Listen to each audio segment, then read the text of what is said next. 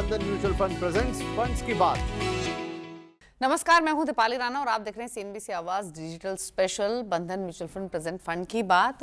और आज के इस एपिसोड में हम बातचीत करेंगे मिस्टर प्रशांत राठी से, जो कि डायरेक्टर हैं एनके कोठारी फिनसर्व से, और समझने की कोशिश करेंगे कि जब वेल्थ क्रिएशन की बात होती है तो अर्ली इन्वेस्टिंग का कितना रेलेवेंस है, क्या एंटिसिपेट करके चलना चाहिए, क्या होराइजन लेकर चलना चाहिए, डाइवर्सिफिकेशन की कितनी रेलेवेंस है portfolio building point of view से।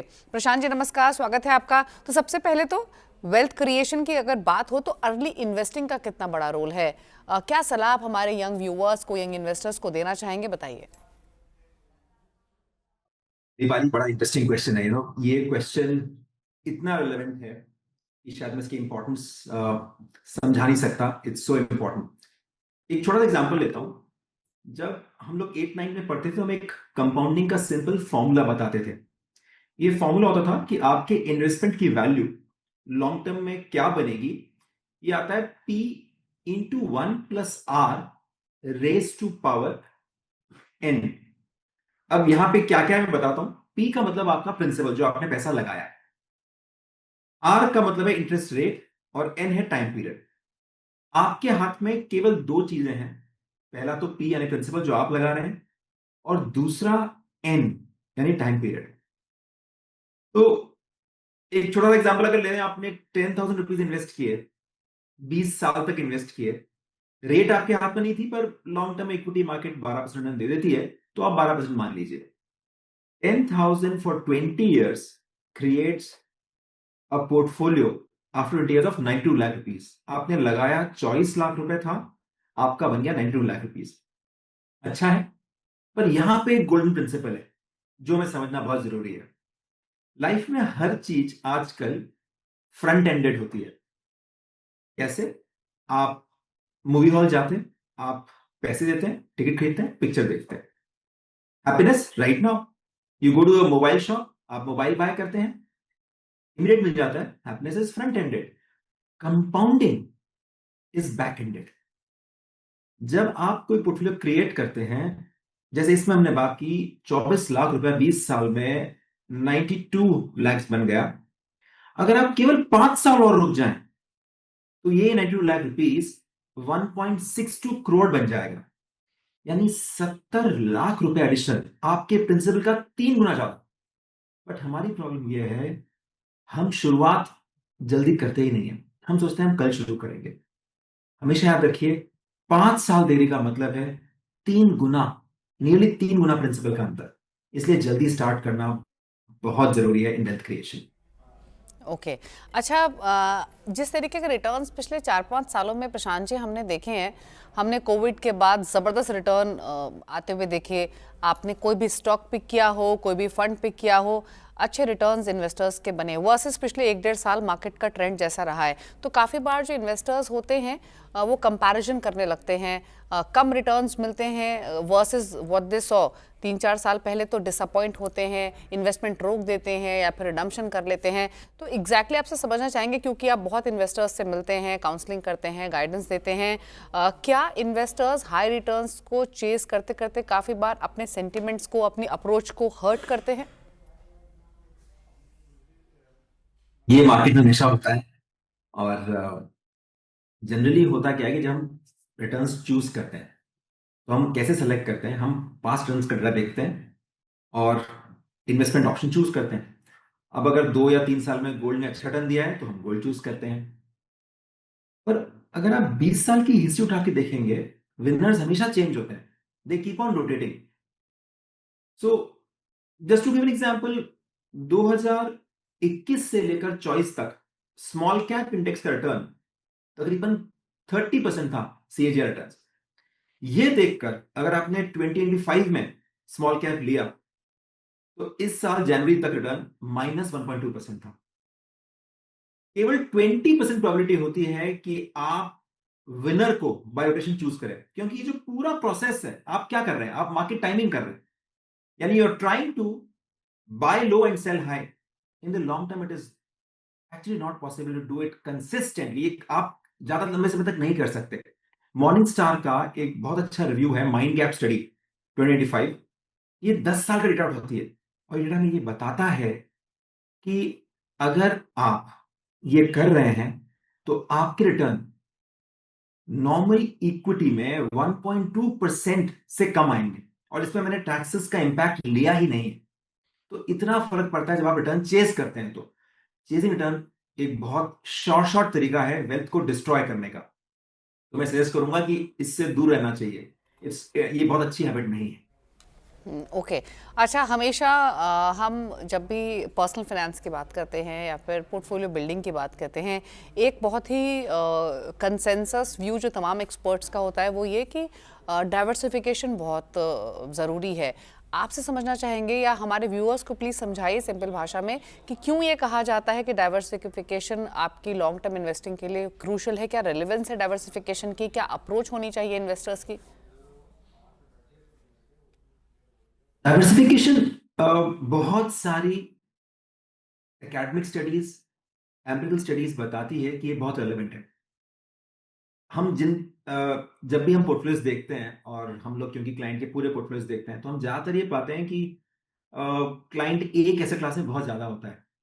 मैं अगर आपको सीधा से बताऊं कि हमारे क्लाइंट जब हम पहले बार मिलते हैं तो 80 से 90% पोर्टफोलियो रियल एस्टेट में होता है। रियल एस्टेट एक अच्छी एसेट क्लास है, इसमें कोई गलत बात नहीं है होना। पर कोई भी एसेट क्लास में अगर आप का पोर्टफोलियो 50-60% से ज्यादा है तो ये कॉन्सेंट्रेशन रिस्क है। और दुनिया में ऐसे कई उदाहरण आए हैं जब एक एसेट क्लास में इतना पैसा होना आपकी नेटवर्थ को डिस्ट्रॉय कर देता है। आप अगर अमेरिका का मार्केट 2006 से 12 देखें, रियल एस्टेट मार्केट 33% कैश कर गया था। जापान में 2000 में रियल एस्टेट मार्केट 80% नीचे गिर गया था। तो ये केवल रियल एस्टेट के लिए नहीं, ये हर एसेट क्लास में रिलेवेंट है। चाहे आप इक्विटी ले लें, चाहे मेटल्स ले लें। तो सही तरीका क्या है कि आप एसेट एलोकेट करें। 92% टर्न एक स्टडी है जो बताती है कि 90% टर्न आपके आते हैं आपके एसेट एलोकेशन से। एक बार आपने एसेट एलोकेट किए, उसके बाद जैसे मान लीजिए आप अगर इक्विटी म्यूचुअल फंड्स कर रहे हैं, जी इक्विटी म्यूचुअल फंड्स के अंदर आप डाइवर्सिफाई करें large cap, mid cap and small cap depending on your risk profile, और उनके अंदर भी इन्वेस्टिंग स्टाइल में डाइवर्सिफाई करें। ये रेलेवेंट रहता है, और इनको बार बार शिफ्ट ना करें क्योंकि साइकिकल चेंज आ गया। ओके अच्छा, एक और इम्पॉर्टेंट क्वेश्चन वो ये कि हम हमेशा लॉन्ग टर्म इन्वेस्टिंग की बात करते हैं म्यूचुअल फंड्स को लेकर। ज़रूरी नहीं है कि जो स्ट्रैटेजी आज काम कर रही है वो 5 साल तक काम करती रहे। तो कितना ऑफन अपने पोर्टफोलियो को रिव्यू करना चाहिए? देखिए, हर साल को पोर्टफोलियो देखना, रिव्यू करना ठीक है, बट अगर आपको पोर्टफोलियो रीबैलेंसिंग करनी है तो वो 3 साल में करें, वो ज्यादा सही रहता है। ये बात आपने सही कही कि जो चीज आज चल रही है वो नहीं चलती 2-3 साल तक। बट आपका फोकस ये होना चाहिए कि अगर आपने कोई फंड चूज किया है तो फंड मैनेजर की पेडागोगी देखें, उसका ट्रैक रिकॉर्ड देखें, हर साल उनके कॉन्वर्सेशन सुने। इनफैक्ट वो लोग हर 3 या 6 महीने में they do conduct a meeting. जब आप वो सुन के समझ पाते हैं और रिव्यू कर पाते हैं कि इनकी स्टाइल जो है टेम्परेरीली हो सकता है मार्केट फेस से चली जाए, जैसे कभी मोमेंटम है वो नहीं चल रहा होता, कभी वैल्यू नहीं चल रही होती, कभी ग्रोथ नहीं चल रहा होता, ये अलग अलग इन्वेस्टिंग स्टाइल है। पर इसका मतलब ये नहीं कि अगर आप मोमेंटम के फंड में हैं तो जब ये स्टाइल नीचे जाए तो इससे आप निकल जाए, क्योंकि जब वो वापस आएगा आपको घुसने का चांस ही नहीं मिलेगा। तो पोर्टफोलियो रिव्यू करें, बट एक्ट उस पे हर 2-3 साल, 3 साल वुड बी आइडियल। आप उसमें ये जरूर कर सकते हैं कि अगर आपके पास पोर्टफोलियो में कुछ ऐसे एसेट्स हैं जो लिक्विड हैं, डेट में पड़े हुए हैं और आपको उनकी जरूरत नहीं है, तो आप उनको शिफ्ट कर सकते हैं towards better tax efficient assets.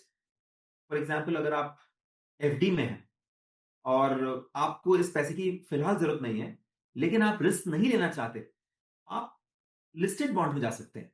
तो टैक्सेशन का फर्क इतना जबरदस्त है। Long term gain on FD is tax at slab rate. तो अगर आप पीक टैक्स में तो 30% स्लैब का टैक्स लगेगा आपको, जबकि लिस्टेड बॉन्ड में केवल 12.5% है। So this is what you must do when you review. Okay okay चलिए, ये तो काफ़ी इंपॉर्टेंट है। और क्विकली एक चीज़ और आपसे जानना चाहेंगे, आमतौर पे इंश्योरेंस को इन्वेस्टमेंट से लोग मर्ज करते हैं, कंफ्यूज होते हैं। दोनों को सेपरेट रखना कितना इम्पोर्टेंट है, और इन्वेस्टमेंट इसको आप यानी कोई भी अगर आप इंश्योरेंस टूल खरीद रहे हैं तो उसको इन्वेस्टमेंट ना समझें, ये कितना जरूरी है? दीपाली, ये पूरे भारत के अंदर इंश्योरेंस एक बहुत ज्यादा सेल किया नाम प्रोडक्ट है। ऑल्दो हमारी इंश्योरेंस पेनिट्रेशन काफी कम है, बट ज्यादातर लोग इंश्योरेंस को सही समझ नहीं पाते क्योंकि इस पे अवेयरनेस क्रिएट नहीं की जाती। इंश्योरेंस बहुत जरूरी है, इस बात से मैं बिल्कुल अग्री करता हूं, मैं सहमत हूं, इंश्योरेंस जरूरी है। बट इंश्योरेंस 3 तरह की आप अगर ले लें, पहला एक टर्म प्लान, दूसरा एक मेडिक्लेम, तीसरा एक्सीडेंटल प्लान। ये 3 लेने के बाद आपके लिए इंश्योरेंस एक इन्वेस्टमेंट प्रोडक्ट नहीं होना चाहिए। इंश्योरेंस पहले भी इन्वेस्टमेंट प्रोडक्ट नहीं था, आज भी नहीं है।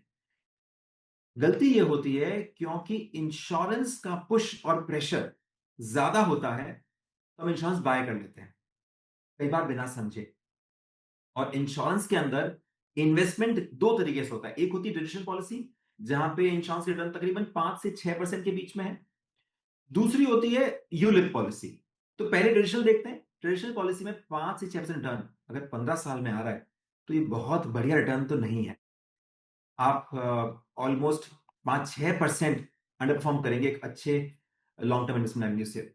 अगर आपने यूलिप भी लिया है तो यूलिप के अंदर भी अच्छे परफॉर्मिंग यूलिप फंड्स, अच्छे परफॉर्मिंग उसी कैटेगरी म्यूचुअल फंड्स है, करीब 1 से 1.5% केवल एनएवी के अंदर कम रिटर्न्स पाते हैं।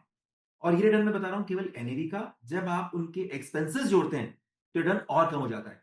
तो इंश्योरेंस इन्वेस्टमेंट नहीं है, ये बड़ा क्लियरली हमको समझना चाहिए।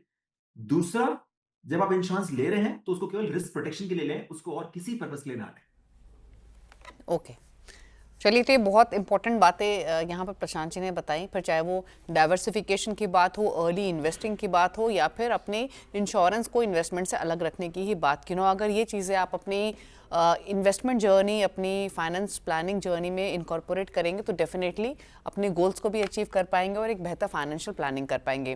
थैंक यू प्रशांत जी आने के लिए इस सेगमेंट में और अपने व्यूज़ इन टॉपिक्स पर देने के लिए। इसी के साथ इस डिजिटल स्पेशल पेशकश में इतना ही। नमस्कार। बंधन म्यूचुअल फंड प्रेजेंट्स फंड्स की बात।